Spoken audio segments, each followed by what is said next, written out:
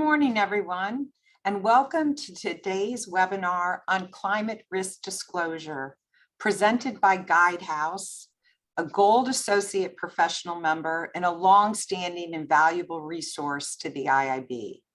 What a perfect time for this webinar.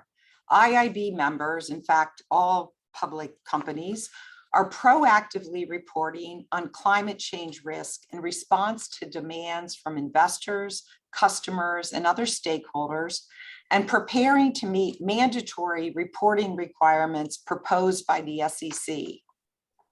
We will hear from Guidehouse experts today about how to prepare for those mandatory disclosures, potential gaps in current reporting processes, and how to build a comprehensive enterprise data set that includes climate risk.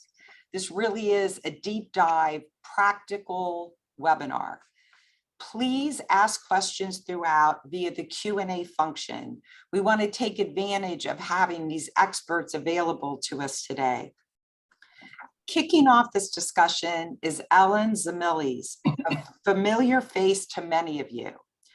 Ellen is a partner and the Financial Services Advisory and Compliance Settlement Leader at Guidehouse. By background, she was a prosecutor, but most recently, she is an internationally recognized expert in AML, corporate governance, regulatory and corporate compliance, and fraud control. Ellen, thank you so much for being here today and bringing this great team with you. Hand it over to you, and just a reminder, everyone, submit questions through the Q&A, or if you're participating by phone, feel free to send an email to info@iib.org and we'll submit it. Ellen, it's all yours. Bridget, thanks so much, and thank you to IIB for doing this. I will tell you, it's very exciting to be doing this webinar today, because I'm so proud to have this group. You're going to have two different panels here, all from Guidehouse, that are really quite expert and focused and subject matter experts in this area. So we're going to do two different panels today, and I just want to sort of make that clear. We have the first panel, and you see Angelica, Giel, and Elizabeth. Angelica and Giel are from the Netherlands. We do a lot of this work out of Europe and in the US, and so we have. I appreciate Angelica and Giel be joining us today to do this. And we focus on issues on climate very extensively. We are actually the secretariat to PCAF, the Partnership for Carbon Accounting Financials. We'll hear all about that as we go forward. So the first panel is going to be very focused on those very specifics, on a lot of the technology, the technical issues that we've got relating to this. We're going to go over the proposed SEC rule. As you see, we're going to go through these different issues: financed emissions, engagements in the line of business, engagements with borrowers and investors, and net zero path. We do a lot of this. So this is a very, so I would say more of the technical panel. We then are going to have another panel after that on really corporate governance about ESG in general, not just relating to climate, but ESG as a whole. And we have, I will save until we get there, that panel, because they're another really terrific, group of people who know this area, know the area within ESG, and also how it can be organized from a corporate governance issue, because there are real, I think, developments in that. And I don't know that ESG is always sort of brought within the overall, enterprise risk focus. And so that's one of the things we're going to talk about in the next panel. But it is such an exciting time. I'm sure that many of you saw there was at a conference recently, the head of sustainable investing for one of the largest banks in the world basically got up and said, yeah, I think, sort of compared it more to Y2K, and said he doesn't think that it was an issue or a material issue, and really looked at it from a materiality point of view from the organization, and was sort of, I don't want to say poo-pooing it, but really took a certain position that it wasn't as important as the world has seemed to make it. That individual was suspended after that. And so there has been a lot of focus on this. You had the Wall Street Journal sort of making this individual kind of almost a martyr of the ESG world. But then others who sort of don't disagree, and clearly it is a very big focus, whether in the US or outside of the US. Frankly, it's even a bigger issue in some places. And it is a very important issue for organizations and for the world and the future and the regulators. So with that, I'm going to turn it over to our panel. I'm going to kick it off with Elizabeth Sissel. And Elizabeth is going to talk to us about the SEC proposed rule and sort of take us through that. And although many of you, I'm sure, know about it or don't, let's just have a level set, sort of a base level of asking Elizabeth to sort of go through this. Of course, the proposed rules are officially titled the Enhancement and Standardization of Climate-Related Disclosures for Investors, and they require registrants to provide financially material information about climate risks in their registration statements, their annual reports, and their financial statements. The proposed rules are about 500 pages long. We'd be happy to share a link to a summary we published, but I'll just hit some of the highlights for the sake of time. So what is required at a high level, the proposed rules require reporting on physical risks, so risks from floods, risks from wildfires, and transition risks, for example, risk of stranded assets and carbon-heavy industries in the short, medium, and long term, and the actual or likely impacts on a company's business strategy and outlook. They also require disclosure of climate risk governance. So your risk management processes, board oversight and reporting, how management is addressing climate risk. In addition, they require disclosure of greenhouse gas emissions. For those of you who don't know, greenhouse gas emissions are divided into 3 categories. There's scope 1, so these are direct emissions when you burn fuel on site, natural gas that you use to heat your house. Scope 2, these are indirect emissions, usually from purchased energy or heat, so the emissions generated when you flip the light switch. Finally, scope 3 are indirect emissions from your upstream and downstream value chain. These can be emissions from business travel, or they can be your financed emissions. And the rule requires registrants to disclose scope 1 and scope 2 emissions. And for certain registrants, it requires disclosure of scope 3 emissions. Yes, so I'm just going to say Jana Petrakova just asked if we could post the link to this, and I was thinking myself as you were speaking, Elizabeth, that we should do that too. So if we can, we'll get that. Jana, thank you for raising that, and we'll definitely put that out there for you. Definitely. The last one I wanted to mention is it does require disclosure of targets if the registrant has set them, and requires disclosure of additional details about those targets and progress against them year over year. So what this means for banks in terms of timing, if you want to respond, get your response in by June 17th, which is when the comment period ends. They are trying to finalize it by the end of the year. And if it was passed in its current form, this would mean that large accelerated filers would have to report in 2024 for fiscal year 2023, and it's phased in annually for additional filers after that. And Elizabeth, we also know that Bridget mentioned earlier to us that IIB is putting in a comment letter, and that they've been working on that comment letter to get it in, obviously, before the 17th. Oh, that's great. You mentioned we're the secretary for PCAF. We are also putting in the PCAF is also putting in a comment letter. A couple of other points for international banks, you're likely to soon be subject to multiple mandatory reporting regimes. So it's important to start thinking about this now, figure out how you can streamline your reporting processes while still ensuring the appropriate level of rigor to meet all of your compliance obligations. Finally, data is going to be one of the biggest challenges. So start determining what kind of data you need and how you're going to collect it. So that is a great lead into, and Angelica, Angelica, I know that you're going to discuss data availability and data quality here today, because that is, as Elizabeth said, sort of, I think, the most difficult thing for people to sort of figure out what they're doing there, right? So, and how to manage that, what is the data, and do they even collect the data that they'll need? So maybe you can sort of start out with what type of data is required by banks.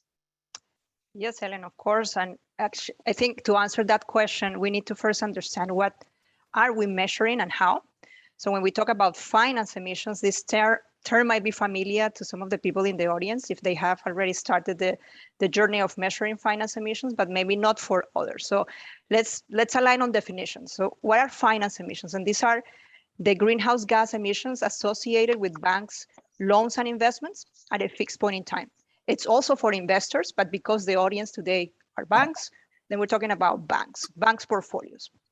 You know what, why don't we, if we can actually move these slides to that slide 5, I think that will be helpful for you during this discussion, Angelica. Yeah, that's actually true. Right So here. That's clear. There you go. There you go. So everybody now will be able to figure this out. Exactly. So again, finance emissions, greenhouse gas emissions associated with your loans and investment portfolios. They should be measured in line with your financial accounting and reporting periods, and they are done at a point fixed in time. So to give you a very simple example to get our heads around that. So let's say your corporate lending book has loans to cement companies. Then these cement companies are directly responsible for the greenhouse gas emissions generated by their operations. So that is, for example, the emissions from energy produced or used on site, but also the emissions created by the industrial processes. So when your bank is lending to a cement company, to put it simply, your bank is financing the operations of that company, and thus indirectly is financing the company's emissions. So that is what we call the finance emissions. And this proportion of emissions that you are indirectly responsible for are measured by factoring 2 variables. And that's what the equation is showing on the screen.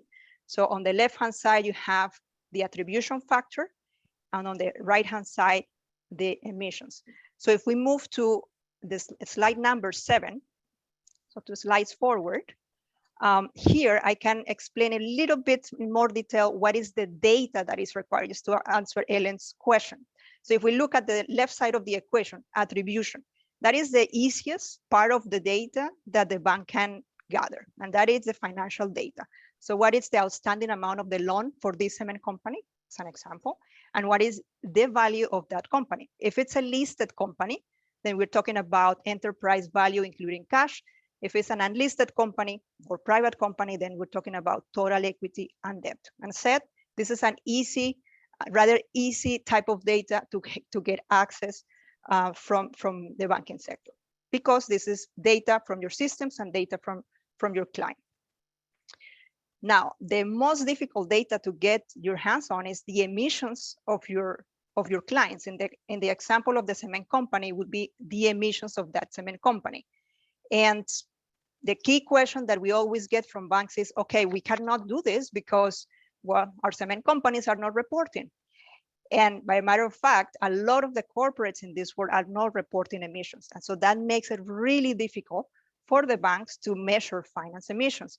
But there are ways to get around this. And when you don't have reported emissions, then you can just use physical activity data of the companies. And that is, in this example, looking at the tons of cement produced per year by this cement company. And Angelica, we were just asked if you can refer to them as scope, scope 1, 2, 3, so that we can sort of compare it, right? It might be this way since that's what the SEC rule has. Absolutely. So we are here talking about scope 1 and 2 emissions. Yeah, scope 3 emissions, according to the PCAF standard, are optional, but there is a phasing approach that would look into different sectors, high emitting sectors. So if we are thinking about a cement company, we're talking about, as I said, scope 1 and 2. So what is the fuel that is burned at the site, scope 1? Second, what is the energy that is being used at the site? So they purchase electricity or heat, to run their operations. That would be scope 2. And also the emissions that are produced by the cement in the industrial process per se. So the cement process, the production of cement. And then the scope 3, of course, there is also a scope 3 emissions in the value chain, downstream, upstream from this cement company. And that can also be included and should be included as much as possible if you have the data availability. And if you are using the PCAF standard, you have to look into the different high carbon emitting sectors to choose which ones you are required to do so. So let's back up a second and talk about PCAF for a minute. And maybe Giel, if you want to just sort of discuss PCAF, what it is, and that it was referred to by the SEC specifically as one of the standards you could use for this. So as we talk about it, I think it's helpful to really make sure that everyone is familiar with PCAF and understands it. Yeah, happy to add here. Yeah, so PCAF is an open source collaboration of financial institutions. It currently has over 270 financial institutions around the globe, and many of you are also part of PCAF, so we're happy to collaborate with you all. And PCAF has created this standard for measuring finance emissions, like my colleague Angelica explained. That standard has also been reviewed by the Greenhouse Gas Protocol, so it's an officially approved standard by the Greenhouse Gas Protocol. So when the SEC or the International Sustainability Standard Board, that currently also has a consultation out, speak about Greenhouse Gas Protocol and refer to financial institutions measuring their finance emissions, they refer to the PCAF standard. The PCAF standard was published already in November 2020, so it's already out there for 1.5 years, and many of the PCAF signatories are already reporting on their finance emissions following these equations that Angelica is explaining. So Giel, maybe also we could put into the chat at some point a site to PCAF so people can have that and they sort of know what what they can look it up and understand it from that point of view as well. Yeah, I will add that to the chat. Great. So I just want to make sure that that's clear to anybody. If anyone has questions about PCAF, it was referred to in the SEC, in the SEC's guidance recently, and it is something that this team in particular has developed and is the secretariat for PCAF, so that they're very familiar with how it should work, what it should work, and how you actually can respond to this. So I just want to make sure that everybody is got that, everyone, that the audience is sort of clear on that. There it goes. Thank you, Giel, and that we as we move forward and discuss it, that people are sort of are very clear. So Angelica, I didn't mean to stop you. I just wanted to make sure that we covered that as we referred to PCAF. That was very pertinent, Ellen. Thanks for bringing that up.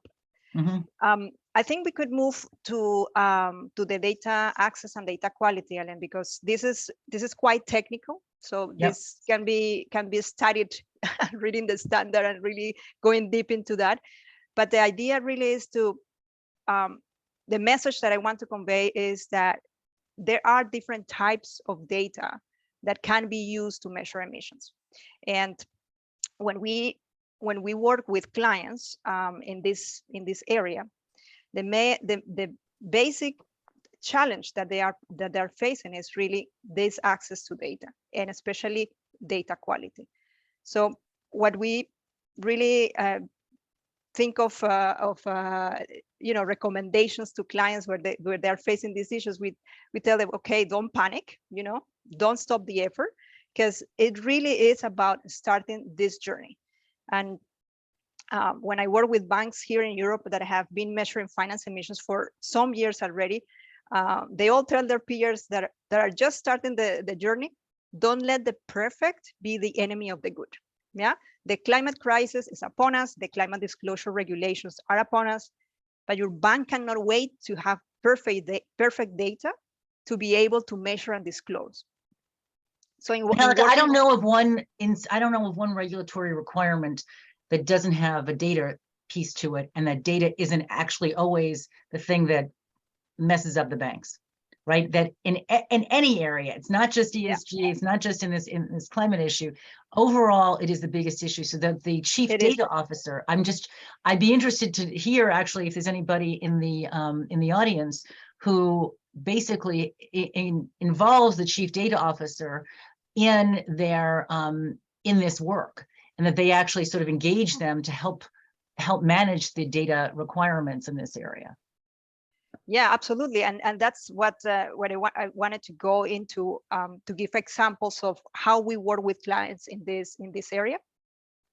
So I would like to bring 3 approaches, that we kind of like walk the client through. One is a clever inquiry, so from the data chief operating officers to the finance teams, to the credit teams, to the ones who are originating the loans, etc. that is clever inquiring about not assuming that data does not exist. Yeah. I mean, this is the time to use your internal networks to ask over and over and over again to many departments as possible, where could this data be? And I once had a client telling me that they had surprisingly found high quality data, but it was just impossible to use it because the data was piled in paper, not digitalized. But that was after really doing like very much inquiring for certain months with data deep dives, etc., to really get to that point. Then the second approach that we use with clients is transparent measurement.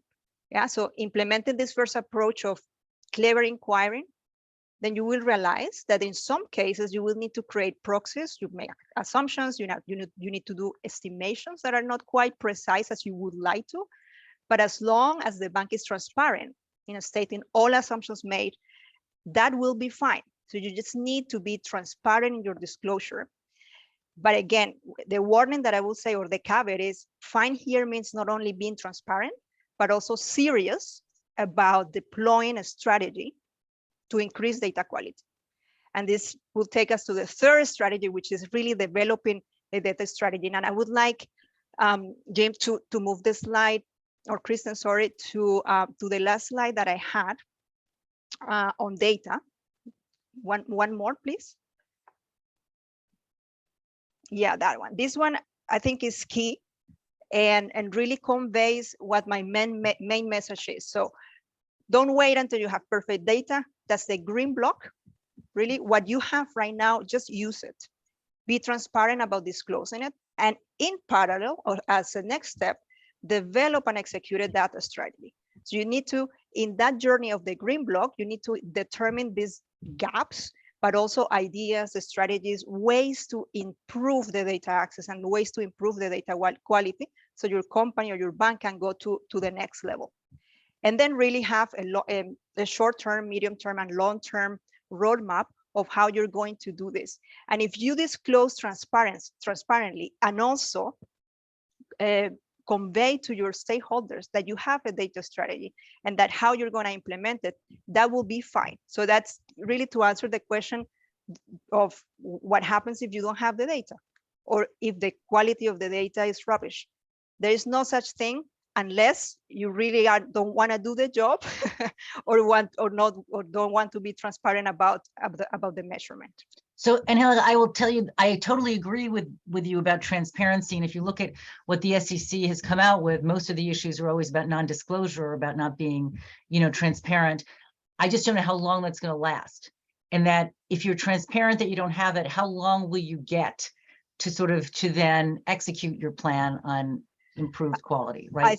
I think this is a systemic issue because as the slide of the equation shows, if companies will report their emissions, then the banks will have it very easy. Yeah. So if regulators would also push the industries to report their emissions, then we start to move the needle.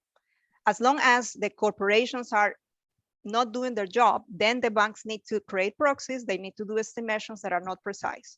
Yeah. And that's why transparency there is key. Okay. So I'm going to move now to Giel, because we're going to move to sort of another topic on this. It's sort of a related topic, is engaging with the lines of business, within the institution. So Giel, maybe if you can address that. Yeah. And I don't know if there's any more that we need to have on the slides. I'm just trying to make sure. Yeah, as Angelica mentioned, engaging with all internal stakeholders is key. Also with external stakeholders, by the way, I like to add that to Angelica's story. I think also when you develop a data quality strategy, you can also identify key stakeholders outside of your organization that you need to influence to get access to better data. And I think also this consultation that's now out from the SEC offers a unique opportunity for financial institutions to require also access to certain data points. And Kristen, can you move the? I'm sorry, I just want Kristen to move the next to the next slide for you. Yeah, so I would definitely encourage you to also bring up that point to the SEC to ask for a kind of single access point that is currently also under discussion in Europe to get access to corporate reported emissions into one single database that's publicly available. Next to engaging with external stakeholders, of course, internal stakeholders are key. And we see within PCAF and the large amount of financial institutions that we speak to on a daily basis within PCAF, that they do this measurement, of course, for disclosure, for transparency purposes, that's one, but also for other purposes. And I think that's especially important when you engage with lines of business, because it can be a burden. Collecting all this type of data, doing the reporting, it can be a burden, and it could also feel like, well, shouldn't we lend and invest anymore to certain sectors due to the transition? But I think that's not the story that you should tell, especially when you engage with your lines of business, because measuring finance emissions or measuring ESG impacts related to your clients is key for several other purposes, like assessing risks, potential risks. But I think especially the opportunity side is really important to stress. There's a huge opportunity out there to finance the transition of your clients.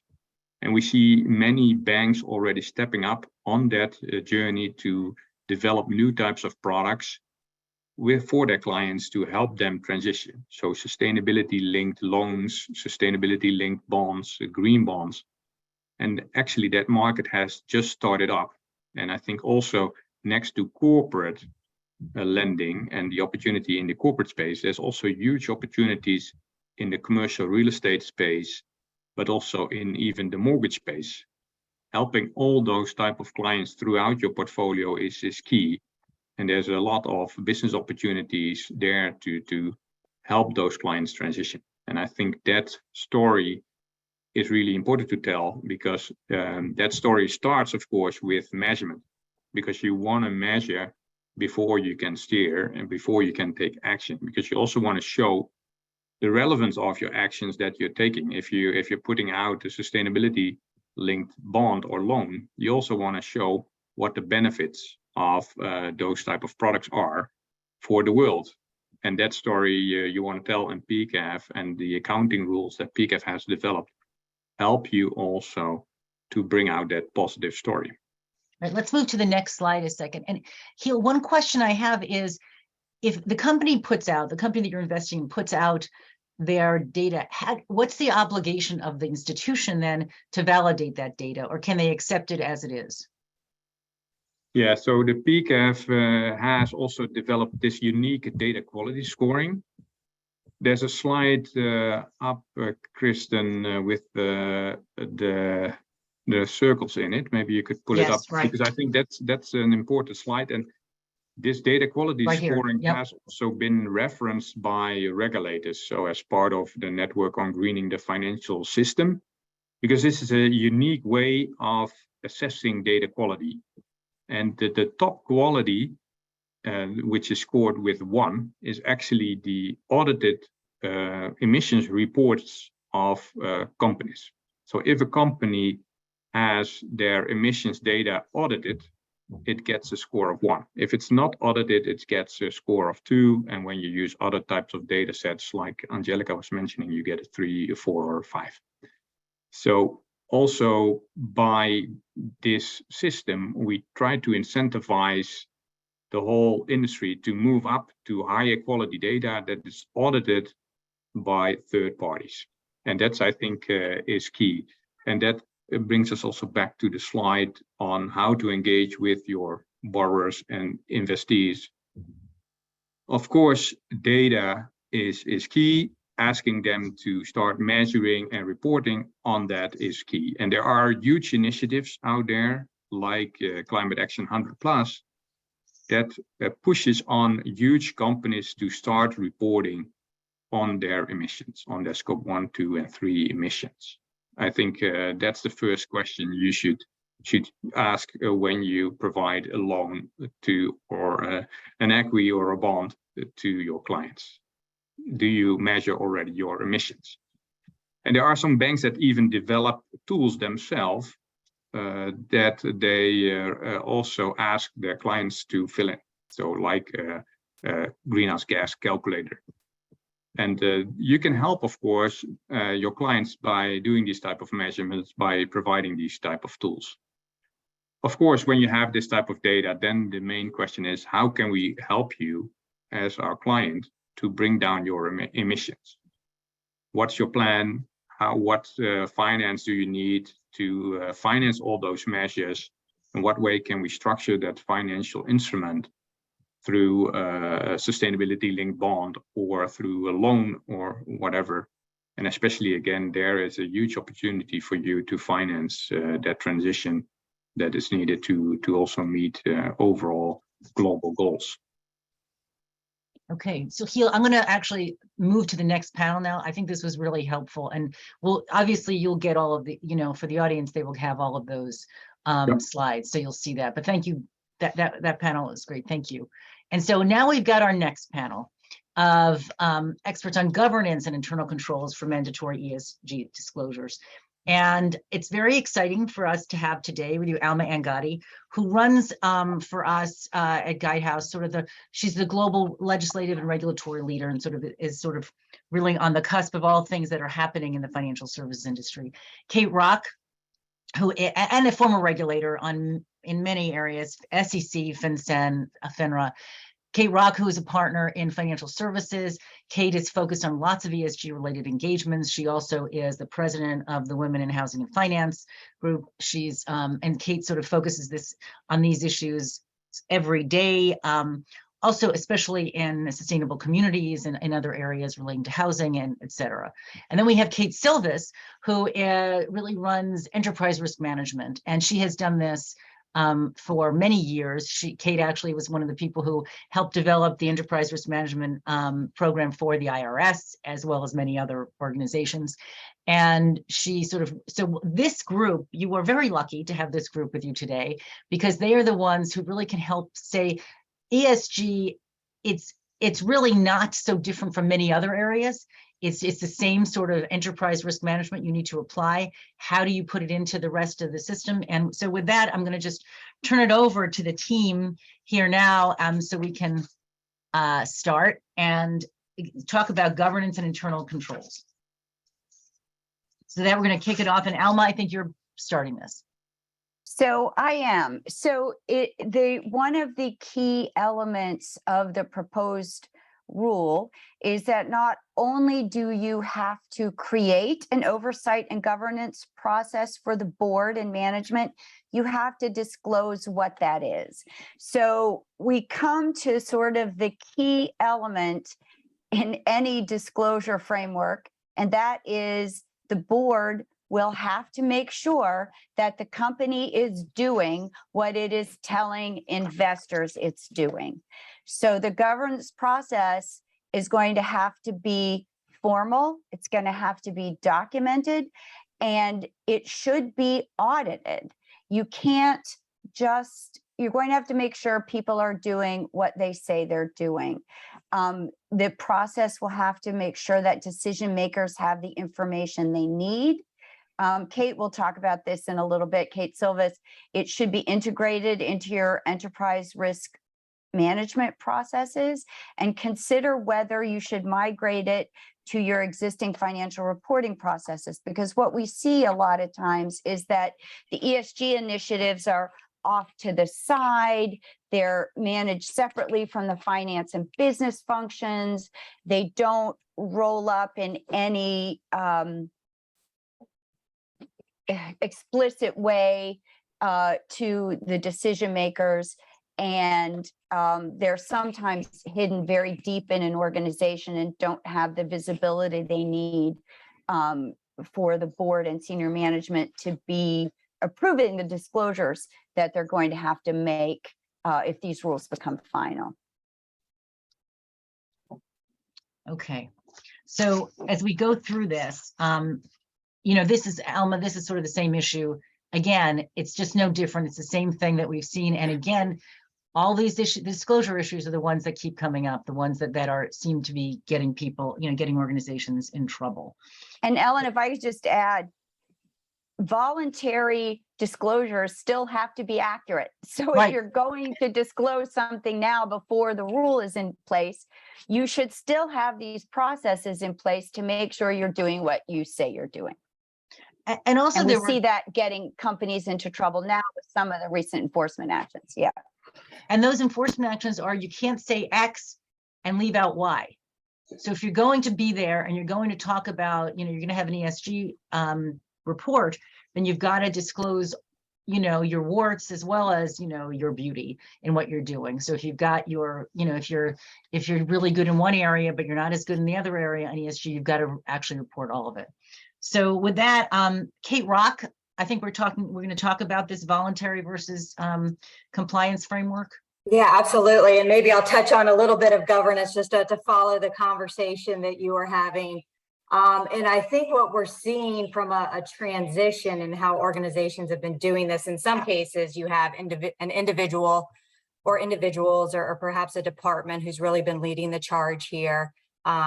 Maybe an organization's been looking at this through perhaps brand awareness, especially when you broaden it beyond climate risk and think about it holistically from an ESG perspective. Maybe marketing's been driving a lot of this. So the change that organizations are going to need to go through and bringing this climate related information into their financial reporting and control process is going to be a significant effort and one that I know people will be working on for many of the next several months and years. And I guess where would they want to start? What would you want to be looking at as you look to do that? Of course, the governance we spoke about is paramount, that you certainly need to make sure that you have that right governance structure in place to lead the change efforts that are going to be required across the organization. But as you look at your financial reporting, I think the completeness and accuracy, of course, of that is going to be critical. Already is, to your point, Alma. If you're doing it, even though it's voluntary now, it needs to be accurate. But as this is going to be required, taking a look at your financial reporting processes and control framework environment that you have to date, that you use for the production of public disclosures, and make sure that you're bringing in that climate related risk information into that process. So steps to consider, of course, defining the reporting requirements that we're talking about today. And even Elizabeth mentioned in her intro, there's more than just this one SEC proposed rule that is out there. So you're going to need to be looking at it across various different requirements and making sure you have that full picture. What data are you going to need to use? We've touched on that, right? What data are you going to need to meet those requirements? Documenting that flow of data.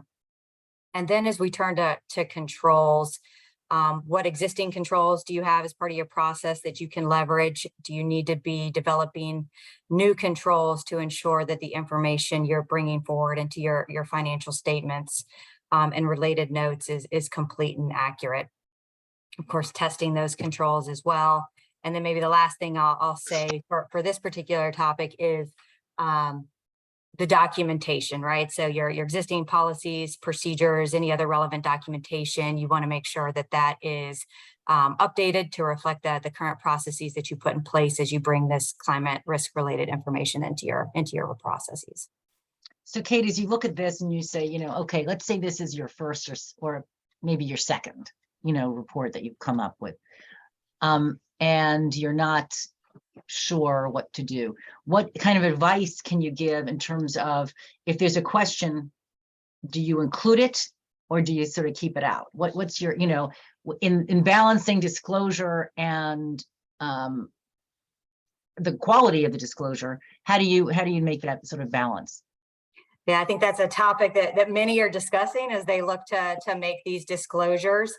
And I think we've touched on the fact you want to be transparent, but I think you can take a look, see what others are disclosing.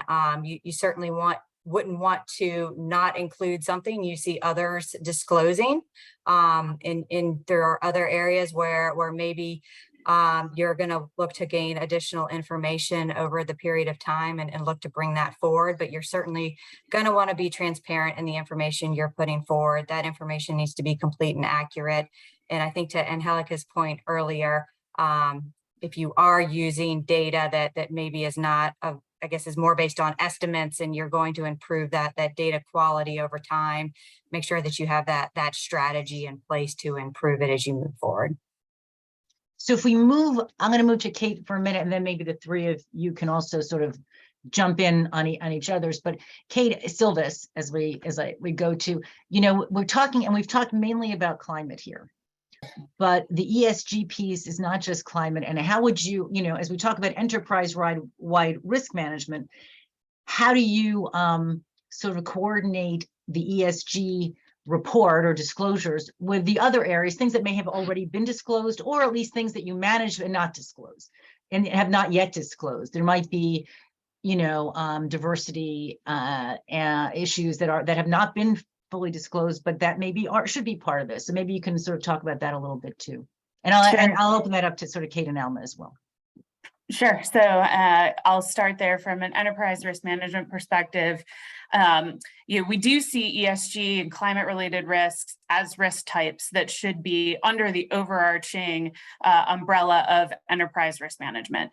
And right now I see two approaches that organizations are taking to manage ESG and climate related risks.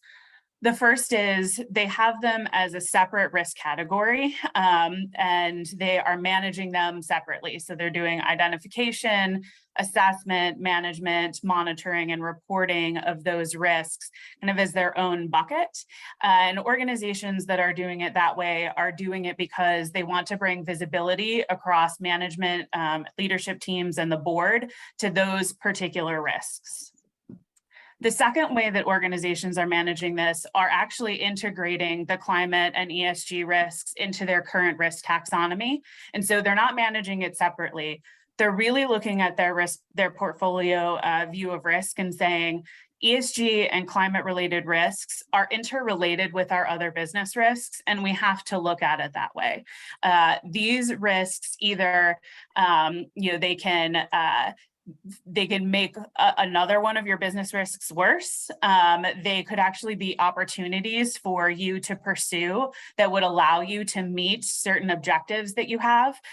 Or perhaps you've looked at climate risk and ESG and said, we want to change some of our objectives as a bank. We want to add an objective around supporting communities in the social space. And so perhaps we want to see how changing that particular objective, changing those performance targets, changes our risk profile. And so we want to look at it as a whole. Another example here that we've talked about today that Angelica really discussed around data is a risk, data quality, the information availability is a risk that I do typically see at the enterprise level across all firms. It's difficult to get data out, it's difficult to correlate the data.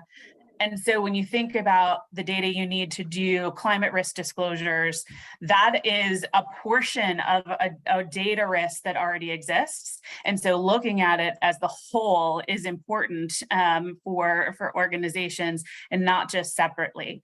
And so I do see organizations as well move along that continuum. So starting with looking at ESG and climate related risks separately to bring that visibility, and then moving them back into their risk taxonomy so they can look at their portfolio view of risk as a whole. So it also goes to a reputational risk issue as well, right? Because some of this, if we go back to sort of when we opened, there was a discussion about whether it's material or not, but there's also part of rep risk might be part of that. So you want to, so I think Kate Silvis, you sort of tipped your hand because it seemed to me as you were speaking that you felt like this really should be part of the integrated area. But I do see, and I have seen in many different areas when there's a problem, a particular problem at an institution, they do sort of put it on the side so that it gets more attention. And I can see, that I can see the benefit of doing that, at least initially, but I can take from what you're saying that you really think it should be integrated because of all the interconnections that ESG risk may have that is to the other parts of the organization. I think from a long-term perspective and looking at what the SEC is trying to do, like what the intention that they've stated, what the intention of the rules for TCFD, the Task Force for Climate-Related Financial Disclosures, they are looking for transparency into strategy, into risk, into governance. And so how do these risks impact your strategy? And to really understand that well, I do believe you have to look at the full portfolio view of risk. It's harder to do if you have it separately to really say, how do all of these things impact my overall strategy, which is what the intention of the disclosures are, so that people can make better risk-informed decisions about investments, capital expenditure, et cetera. So that's, I mean, it would be interesting to hear from the audience how they manage it. And if anybody is bold enough to want to, put something in the chat about what they do, we're happy to sort of have it as a discussion, because I do think that there is, that I don't know if organizations always view this in an integrated way. It's so new in a way to them, and there's so much, consternation over it, and, sort of not that much clarity around it, that it does get sort of, they feel like they put it to the side. But to your point, Kate, I think it does make sense to, put it together. And so I'd like to hear from the three of you, sort of like what we have, like 10 minutes left, and I want to have some time for Q&A. If as the three of you look at this, and three of you have a lot of experience in looking at, both compliance frameworks and risk management frameworks, what do you think the biggest issues are? And what's the best sort of, path forward here for financial institutions as they're trying to get their arms around not just the climate risk issue, but ESG as a whole? So I'll start with Alma and then ask Kate Rock and then Kate Silvas.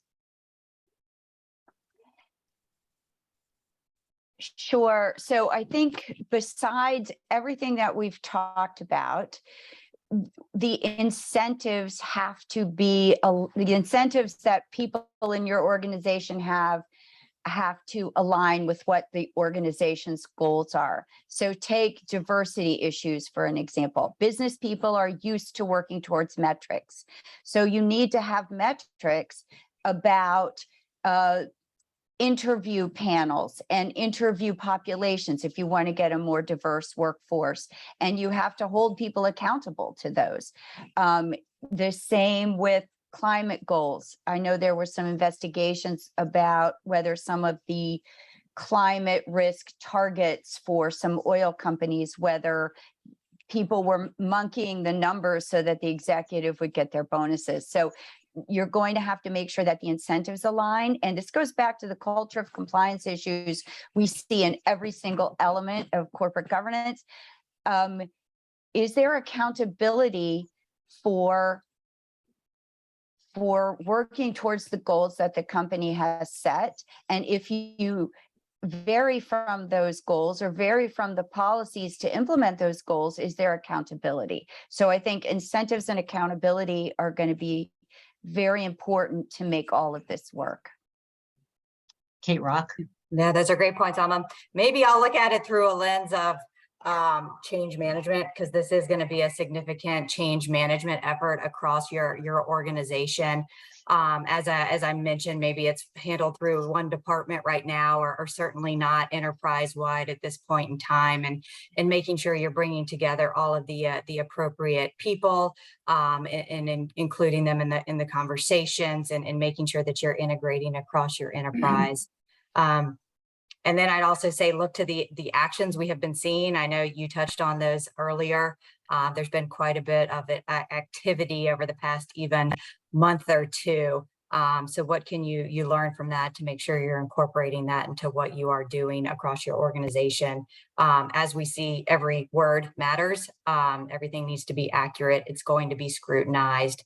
So just make sure you're looking at it through that lens. And it's not just your financial reporting, it's less formal settings. So in some of these enforcement actions, we've seen the SEC including what organizations stated on ESG webinars, for example, in their filings. So you need to be thinking about it kind of in all of the different public domains you're in. Kate Silvas. Yeah. building on what I think a lot of people have said today, one of the things for me in both the SEC disclosure as well as what is coming out of the ISSB is ultimately these disclosures are going to be subject to a reasonable assurance audit standard, which is essentially what is currently being done for financial reporting. And so your governance processes, your risk management processes, the internal controls that you have in place, all rely on the data that you're getting and the accuracy and the auditability of that data. And so just from a risk management perspective, getting to auditable numbers for all of those things. And as Kate Rock just mentioned, anything that you publicly put out could be subject to an enforcement action. You have to make sure that all of those numbers, all of those targets are really supported. And that I think is going to be a major challenge for organizations. All right, so I'd like to now sort of open it up to the audience and ask the other panelists to also come back on camera and see if we have any questions for any of the panelists. I see no open questions yet, but I want to give everyone a chance to sort of to come through either in the chat or in the questions. And if we don't, then I'd also like to give our first panel the opportunity to sort of how if there's any last words of wisdom that you'd want to give the audience here today.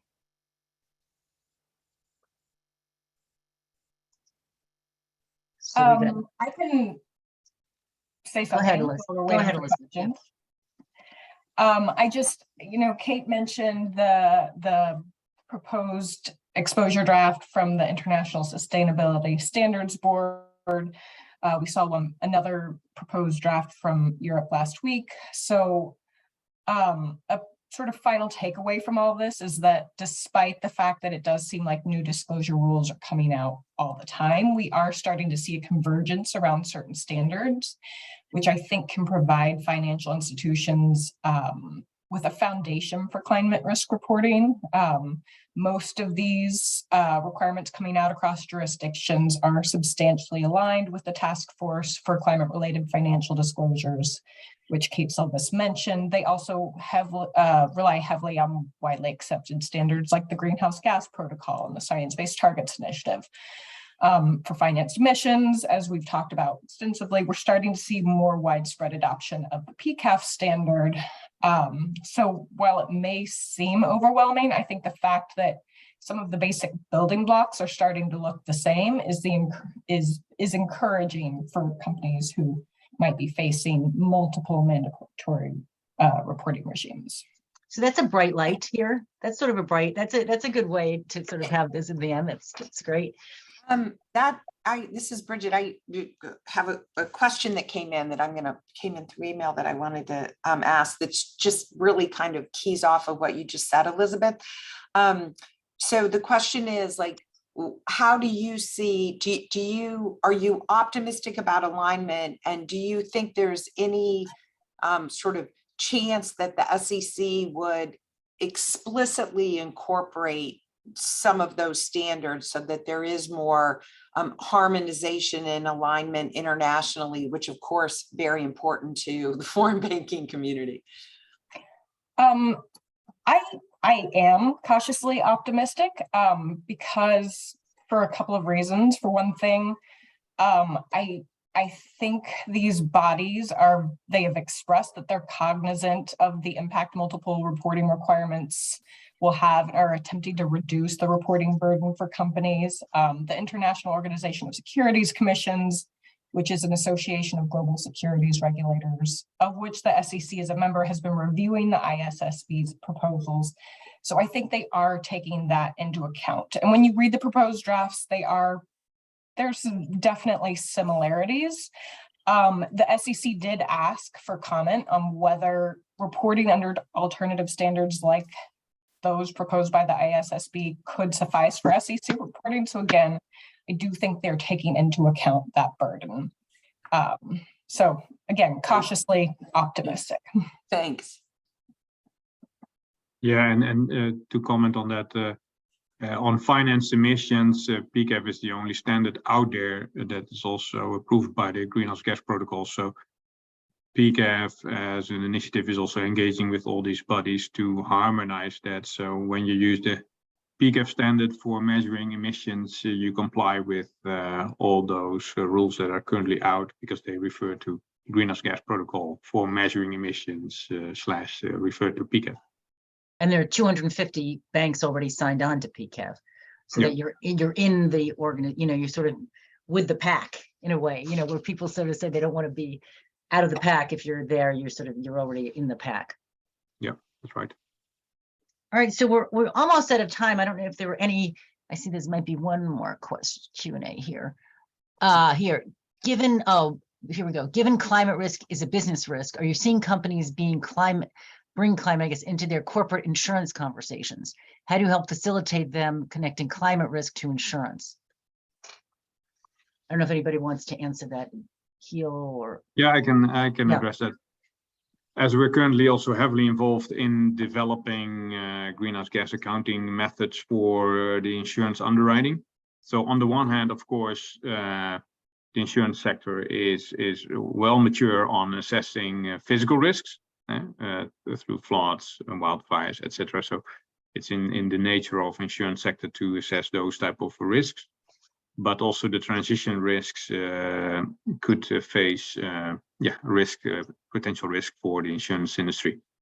PCAF is developing a method and a standard for measuring the emissions related to insurance underwriting to also stimulate the climate decisions and the considerations from the insurance underwriting perspective. So watch out for that to be launched at the end of June. And Ellen, I know that our energy people are seeing some insurance companies determining not to insure very high emission businesses like coal mines and things like that. So that could also impact if you are lending to those kinds of entities, that could also impact your loan safety if they are unable to get insurance on various aspects of their business because of that transition risk that he was talking about. So it's going to be an important factor in all of this. Yeah, and I would imagine those conversations with your corporate insurance would, if they're not already happening, we saw a lot of uptick in activity when all the ransomware attacks were happening. So different idea, but when there were a lot of cyber issues happening, we know that was a significant conversation from a corporate insurance perspective. So would imagine that this is going to be similar. All right, well, Bridget, we're just at a time, we're actually 1 minute over. So I just wanted to thank you again, thank IIB, and thank all of the panelists certainly, and the attendees today for their time, and think that we really did hit on a lot of very important issues. We put a lot in the chat, a lot of, we sort of a lot of links to some of the documents in the chat, and please let us know if you have anything further. We're happy to answer post webinar. Thank you. So thank you, Guidehouse team, that was excellent. Thank you for the materials. The slides have been distributed to everyone that participated today, and I appreciate you being so generous with your time today, as well as your willingness to answer any questions that might come up after people spend more time with the materials. We look forward to keeping in touch.